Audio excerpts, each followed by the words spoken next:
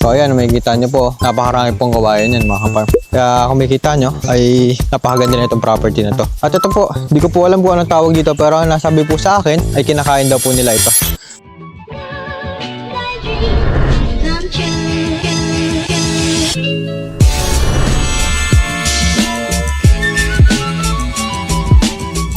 So yun mga kaparm, mga panibagong araw, panibagong property po ang ating bibisitahin ngayon. Bale, bibisitahin po tayong property na may sukat po na 2.3 hectares mga kaparm. Itong property po na ito mga kaparm ay napakaganda po mga kaparm dahil po itong property na to meron lamang po itong travel time na 2 kilometers po papunta po sa Maharlika Highway mga kaparm. At 7 kilometers naman po papunta po sa bayan po ng Calawag mga kaparm. At itong property na to mga kaparm, kung makikita nyo po, ito po ay pathway pa lamang po. Ito po yung mismong boundary ng property. Ito daw po, andito daw po yung mohon mga kaparm. Kung makikita nyo yan, ito. Ito po yung mohon. Bali ito, kung makikita nyo itong tulay na to na ginawa po dito, ito daw po ay gawa po ng barangay dahil po meron pa pong mga natira doon sa gawi po roon mga kaparm. Yan naman po ay mga kapitbahay na rin po nyo. At meron na po kayong source of electricity dito mga kaparm, no? Ito naman po, sapa mga kaparm. Itong sapa na to ay nagsisilbi pong boundary nyo mga kaparm papunta po sa property. Yan po ay makikita nyo pong nakapalibot po yan paikot sa loob ng property nyo. Papasok po dito. Mas malaki po ang sakop po dito sa parting ito mga kaparm. Dahil po, ito po ay flatland na mga kaparm. At ganoon din naman po dito pero yun po ay medyo putol na po mga kaparm. Ito nga po ay nabagkakaroon po ng boundary na sapa mga kaparm.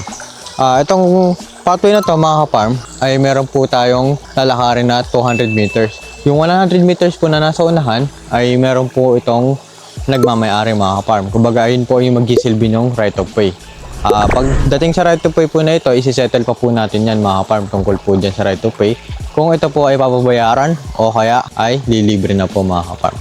Another 100 meters po, ayun na po yung frontage ng mga kaparm. Hanggang dito na po yan mismo sa kinakatayuan ko po. Mamaya po ipapakita ko po sa inyo kung nasaan po yung isang boundary pa mga kaparm. So tara mga kaparm, pasok po tayo sa property. So yan mga kaparm, kumikita nyo po. Ito pong property na to mga kaparm ay kasama pa daw po itong kubo na to. Yan, kumikita nyo yan ay kasama po yung kubo na yan mga kaparm. At isa pa ho mga kaparm, kailangan po dito sa property nito ay meron po itong tanim na 500 papuno po ng niyog o coconut trees. More or less po yun mga kaparm, no? Kahit hindi pa nga po saktong bilang po ang puno po dito ng niyog. Pero ang pagkakalam po nila dito ay 500 kapuno na po. Kaya ayun po ang kinagandaan sa property. Bukod po doon ay meron pa po itong ibang tanim mga kaparm. Meron po itong langka, bayabas, at meron pa po itong saging mangga. Sa punong kahoy naman po mga kaparm ay meron po silang puno ng balok-balok mga kaparm. Balok-balok at iba pa mga kaparm. Marami pa po yan dito mga kaparm. So ayan, makikita nyo po, napakarami pong kawayan yan mga kaparm. Ayan, makikita nyo. Puro kawayan po yan mga kaparm. At saka yung mga puno po ng niyog dito ay may kababaan pa po. At matagal-tagal nyo pa po itong mapapakinabangan. So tara mga kaparm, lakad po tayo. So ayun mga kaparm, bali ito po. Itong ilalakaran natin na to mga kaparm, ito na po yung sinasabi ko sa inyo 100 meters po na frontage mga kaparm. Bali ito kung makikita nyo mga kaparm, hindi naman siya ganun kasukal dahil po kahit pa paano ay nag-aasikaso po dito. Bali yung makikita nyo kanina na may kubo po dyan, ayan po yung nakatira po dito mga kaparm. Pero hindi po yun tenant, kumbaga siya lang po yung nag-aalaga dito. Nag-decide lang po talaga na magpagawa lang siya muna ng kubo dito dahil nga po siya pa nag-aasikaso dito. Pero yung usapang tenant naman po ay wala naman po siya doon mga kaparm. Ito po ay meron pa po itong tanim na gabi mga kaparm. Meron din po itong tanim din na langka. Bukod po sa langka, meron pa po itong mga malunggay na mga farm at mga kaliliitan pang mga saging dito mga farm. Kaya kung makikita nyo ay napakaganda na itong property na to. At ito po, hindi ko po alam kung anong tawag dito pero nasabi po sa akin ay kinakain daw po nila ito. Ayan, makikita nyo ito mga farm.